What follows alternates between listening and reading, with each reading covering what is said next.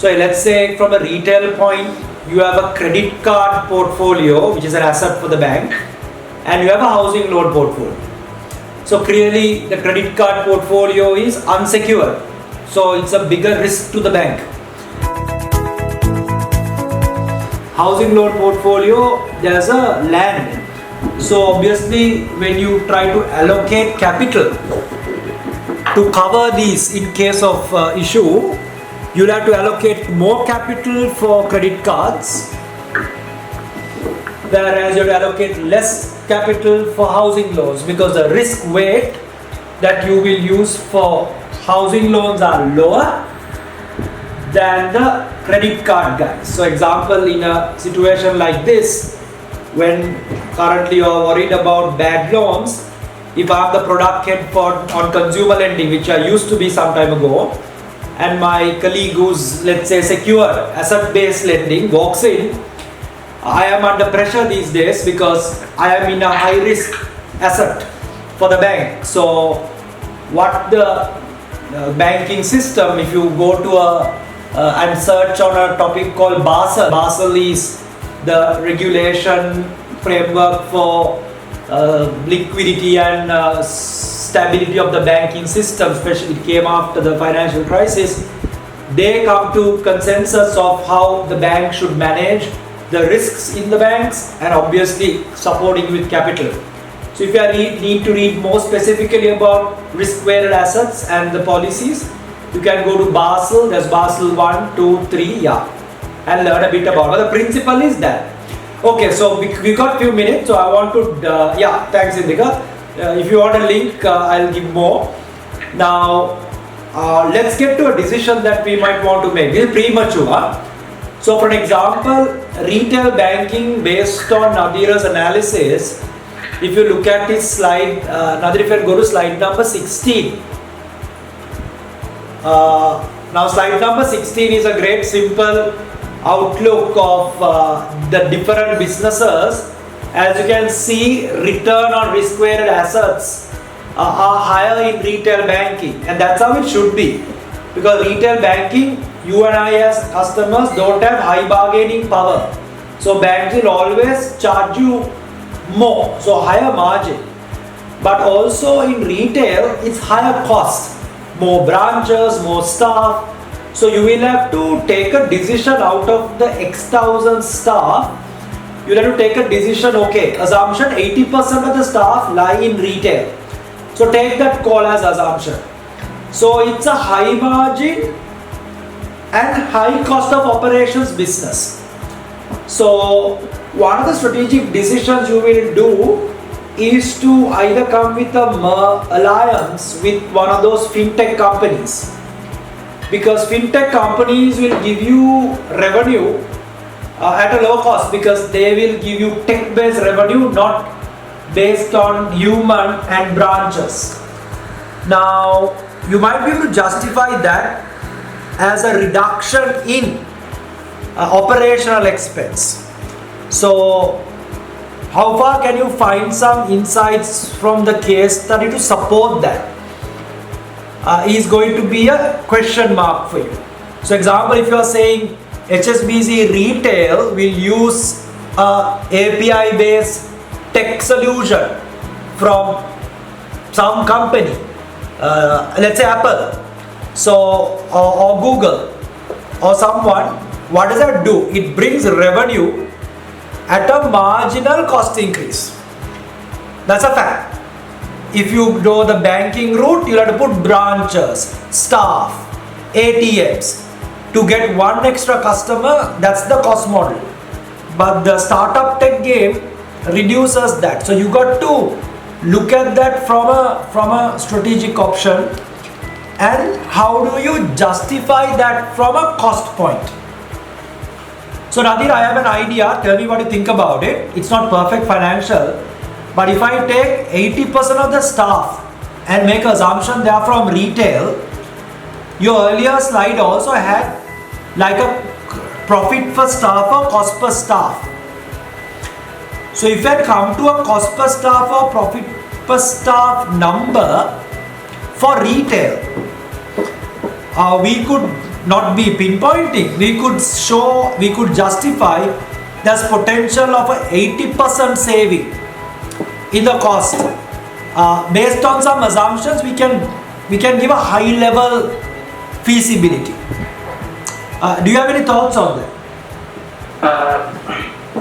Yes, sir. So in the case also, they have clearly said once the HSBC moved some of their employees to revenue generating streams, it really paid off, right? So when you in the case of HSBC, you already have a lot of staff, but if you can really pull them out and retrain, reskill, and put them to some of the revenue generating streams, of course, what it can be applied and from it go up, and that's going to the cost of investment from HSBC point of view with low, your employee engagement and image that you're projecting is going to be very positive.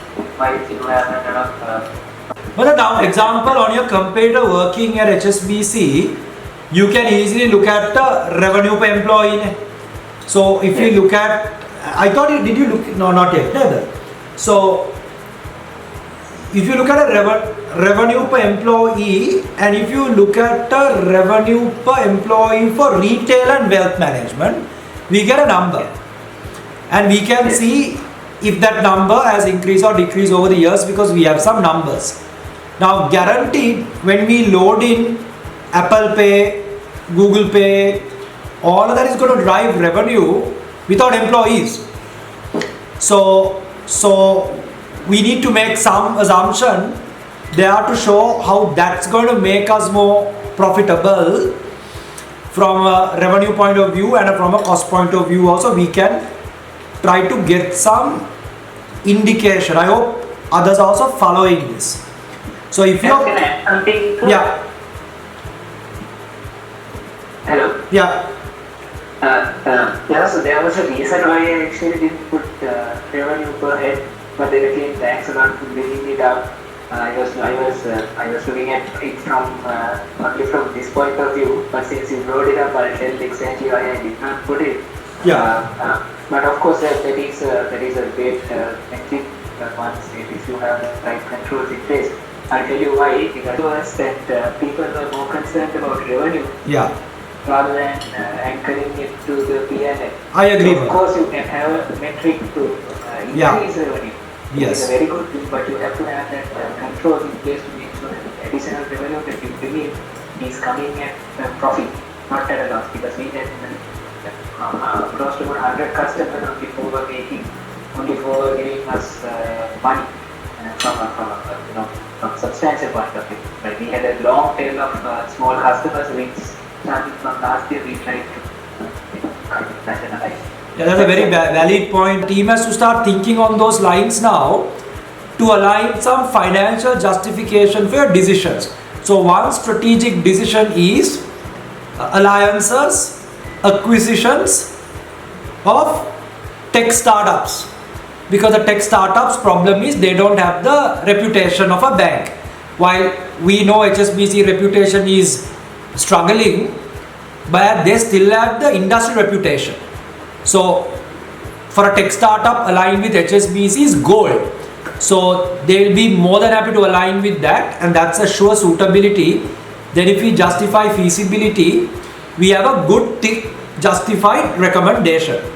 So now we need to keep adding and push to make it cleaner. So the next one I want to drive before we go, no, that's a more operational level example. Let's take an example. Okay, we have this idea of a merger, considering a very radical, it might not even be acceptable by many stakeholders, but we are going to boldly consider a merger between HSBC and a Chinese bank. Now, why a Chinese bank is because China is up to now considered a massive market. If you look at our customer base, we are totally Hong Kong based. Hong Kong has gone through a whole lot of vulnerability in the last couple of years, and we look at the China numbers, customer numbers, it's marginal, it's less than, it doesn't make sense at all to the Chinese market. So clearly HSBC is not really got a grip of China, and if with that suitability to the strategy among the 8 strategic priorities you also put out, let's say we suggest a merger. For argument's sake, let's take that merger between we were considering this merger between China Construction Bank and HSBC. If you put those two banks together, we will clearly become I think the largest capitalized bank in the world, or the second largest, I forgot that number. So now if we do that, what happens to ROA, what happens to ROE is a thing we can amalgamate, because that happens immediately if there's a merger. And if that numbers are better than what it was in isolation, is a way that you could justify. So as at now, if I look at your numbers, our ROA is about 0.7, where China Construction is also on the same lines. So if we can justify something like that, it's going to be a very strong point for us. We'll debate it when we meet again. The next point is, let's say if China, now this bank, I forgot how many countries are they present in. Can somebody remember China Construction Bank? Can somebody quickly tell us how many countries they are present in? 29, exactly. So I mean, clearly that 29 Rukshana is an overlap with HSBC's, I don't know, 30 countries or whatever they are in. So moment a merger like that happens, there's a super opportunity to consolidate, and this 345,000 staff and 235 staff, there's a chance of coming down by half. Now that's a painful thing, but you don't need all that stuff. What do we do? All that is acceptability to stakeholders, because you can't sack them overnight. You might realign, and there's so many things you could do. But what happens is, if you can consolidate like that, you get the China piece out of this, which makes HSBC significantly strong in China. But you have a bit of a overlap, because they are also present in 29 countries, we are also present in similar countries. Surely we should be a better bank in retail in the other countries compared to the China Construction Bank. Assumption again. And you might consider that, which puts us right on top of the world as the largest bank, and then it's a good vanity place to be. But does it make sense? Does it make sense? With some numbers we could justify. It will never connect, all the numbers won't connect, but the examiner will understand you are thinking growth. You are thinking growth, and you are thinking, that's exactly the way HSBC thinks. They are a merger and acquisition bank. We are brilliant in mergers, acquisitions, putting marriages together. That's a core strength, and we have to use that strength right now. And which bank is a different subject, but how you justify is whether ROAs are getting better or less, ROEs are getting better or less. But we have a problem, 29 branches, countries, 30 countries.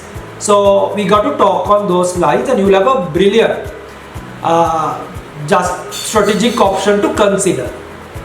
So any thoughts, Nadira, high level thoughts from your side? Yes, that's definitely a possibility. If you look at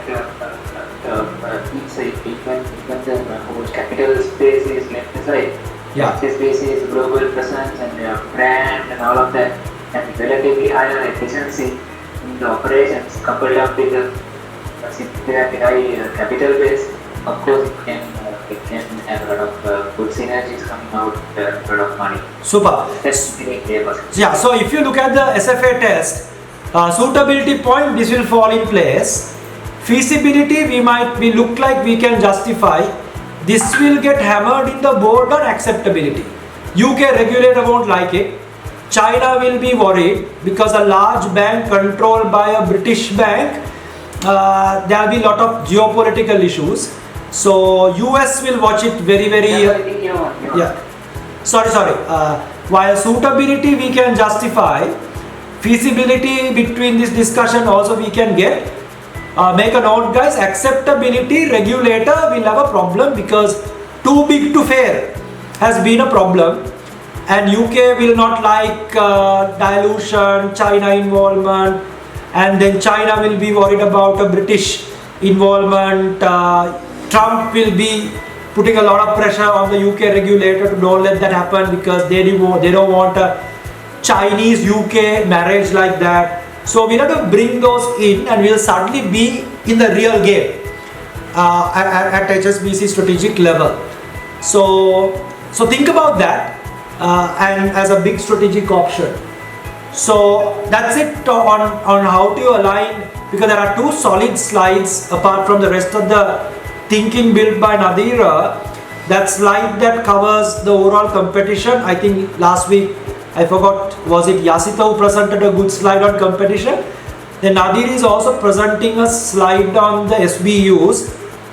Let's try to add a employee percentage to different businesses and try to play around, because that's one of the yardsticks we have. Of course, others we have capital, return on capital, all that is there. So if we can do a bit of study on retail capital allocation, which is no problem though it's outside the case, we can look at because our risk-weighted assets are larger on retail. Retail is heavy on that, so our capital utilization should be far bigger. So couple of those together, I think we can do two strong justifications. So if you have no other questions, I think it's 8 o'clock. We could close. Pestle becomes a priority. Compare analysis, some of you have done that.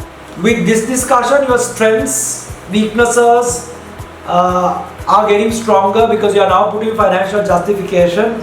Nadir has opened up some good points for you. Please don't blind copy it, build on it and make it your own thing, and you can think beyond that. Please challenge. So guys, your SWOT got stronger, your financial brains are now working. Please go, don't let this rust away. Spend some time on mergers and acquisitions, read that in the Johnson and Shaw's book. This is a bit of a strong area for me. This is where we spin off the game to another level. Next time when we meet, we will up the game to a significant level. So please invest time, read the case study, come prepared. And then we will basically get into some of the answer building from a tactical point. Also, you have to prepare, finally you have to pass this also. So great week. I'm really excited because if Monday market is going to open, we are going to go back to battle. Most of us are doing good. I don't want to take too much of time. I'm really busy, guys. Spinner is doing business. We are selling bicycles. So all good. If you're on the right track, thinking strategically, this is an unbelievable opportunity. And it's the year of entrepreneurship, either at work or in your personal life. So think out of the box. This one's the one, man. You got to make the most out of this. So good stuff. All the best. Good night. Stay safe.